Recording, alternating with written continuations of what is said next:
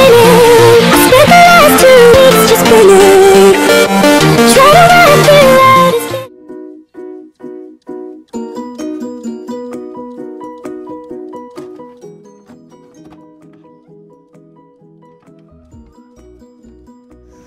Hi, my name is Nur'Izzah Farhanah Binti Materang. My matric number is 05DAT18F200. Hi, my name is Nurul Afiqah Binti Taib. My matric number is 05DAT18F2005.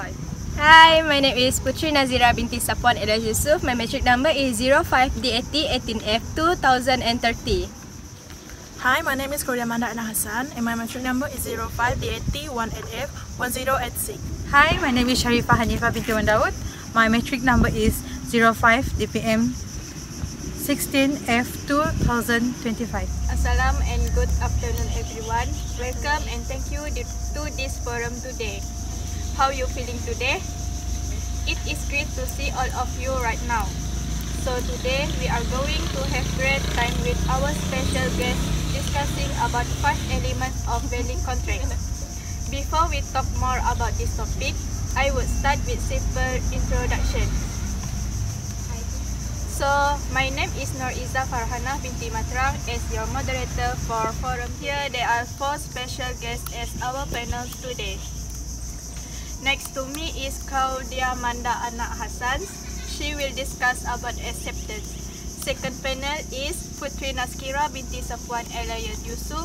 She will discuss about consideration. Third panel is Nurul Afiqah Binti Taib and she will discuss about capacity. And the last panel is Sharifah Hanifah Binti Daud. She will discuss about certain. Okay, shall we start now? First element is offer. In section 2, clause A of the contract at 1950 provides that when one person signifies his willingness to do or obtain from doing anything with a view to obtaining the assent of that other to act or obtainers, he is said to make a... Pardon me, Izzah. Can you explain the case involved in the offer in valid contract? In case of Credit Malaysia Senior Berhad vs. Yap Yun Pui 1984 MLJ 169, where there was a lack of offer and acceptance, the purported hire purchase agreement was declared void about any view. Next, first panel will discuss about acceptance. Alright, so I'm going to talk about the second element in valid contract, which is acceptance. So in acceptance, under section 2, clause B of the Contract Act 1950, provides that when the person to whom the proposal is made signifies his thereto, the proposal has been accepted. And when the proposal is accepted, it has become a promise between the person who offered the proposal and the person who accepts the proposal.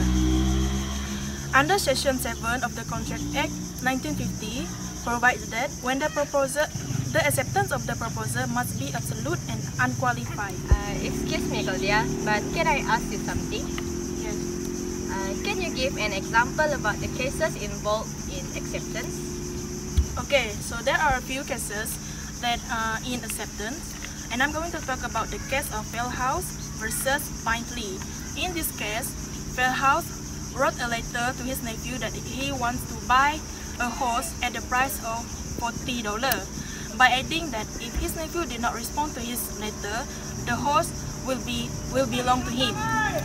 His nephew received the letter but did not respond to the letter, but he agreed to sell his horse to his uncle. Since his nephew did not respond to his letter, Farhanah considered that the horse was already belonged to him. So when the Binti sold the horse to someone else, Farhanah felt very angry and he tried to sue Binti for selling the horse that he thought was belonged to him. So in the conclusion of this case is that the horse was never belonged to Farhanah, as there was no communication between his nephew and him because his nephew did not respond to his letter. So we can say that there was no acceptance from his nephew. Thank you for giving your opinion. Okay, next, panel 2, how about consideration? Can you explain? Thank you, Izzah, for having me. Okay, today I will discuss about consideration in valid contract. What is consideration? Consideration is something of legal value given in exchange for a promise. Consideration must be given before a contract can exist. Based on Section 2, Clause D, Contract Act 1950, consideration is something which has a value in the eyes of law and become the basis of the contract. It is a price which is paid by one party in return to a promise or act done by another party. The price need not be money but must have monetary value. Okay, let me explain you more about consideration. Consideration is one of three elements that are needed to make a contract. Our first element is offer, acceptance, and consideration. The easy way to understand consideration is that each party has to give something and to get something to make sure that what party is giving is not something that party already has to do.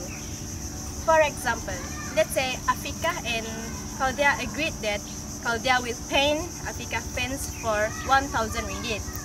Now, they have a contract because they now have an offer, acceptance, and consideration. Afiqah promising to do something she doesn't have to do by paying 100 ringgit. In return, Claudia is promising to do something she doesn't have to do.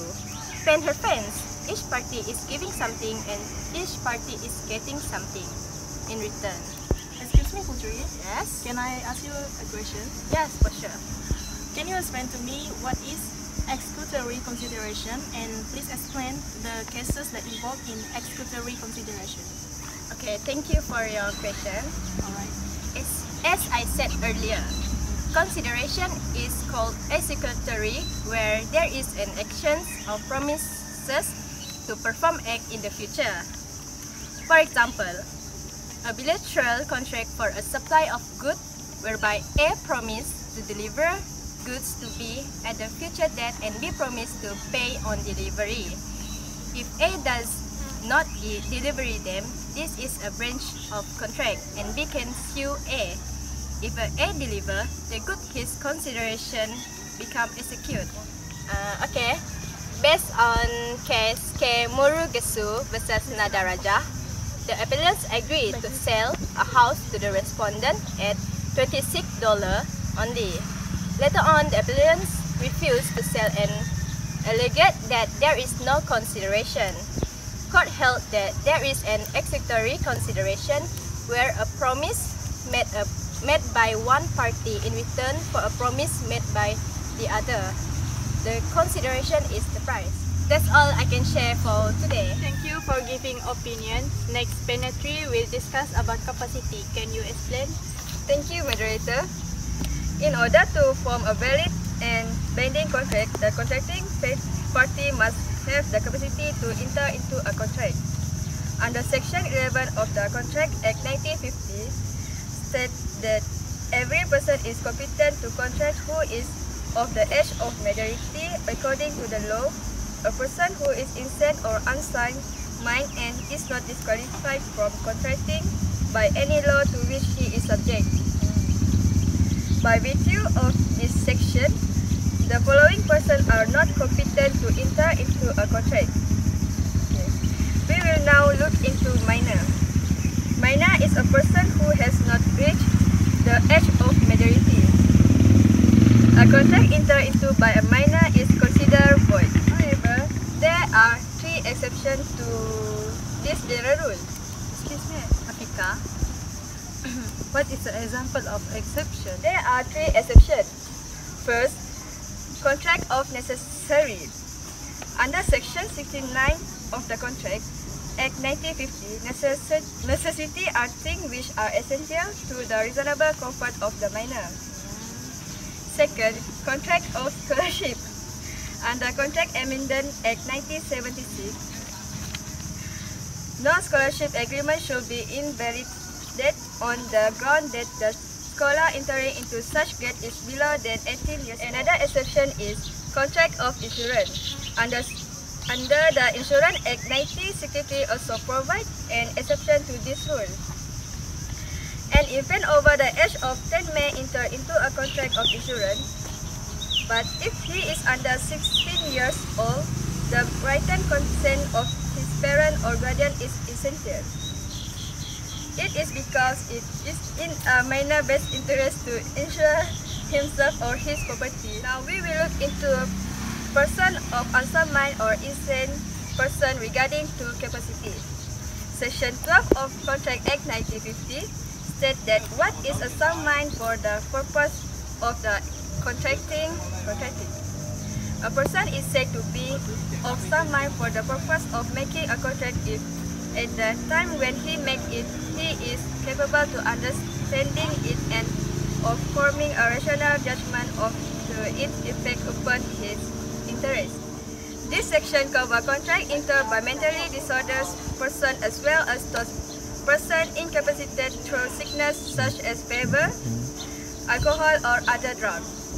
The contract is voidable at the opinion of the person of sound mind. The last one, we will look into a person who is not disqualified from contracting. A person is said to be unqualified if he is prohibited by any law. Okay, that's all from me. We are at the end. So panel 4, how about you for certainty? Okay, certainty and possibility of performance. The terms of agreement cannot be verbal but must be certain. An agreement which is uncertain or is not capable is being made certain is void. Sorry, honey. Can you give me an example for a session of certainty? Okay, for example is Puteri agreed to sell to Claudia and 100 tons of oil. There is nothing whatever to show what kinds of oil was decided. The agreement is void because it is uncertain. You understand? Oh, okay. Okay, thank you for giving opinions. I hope we can use the information wisely.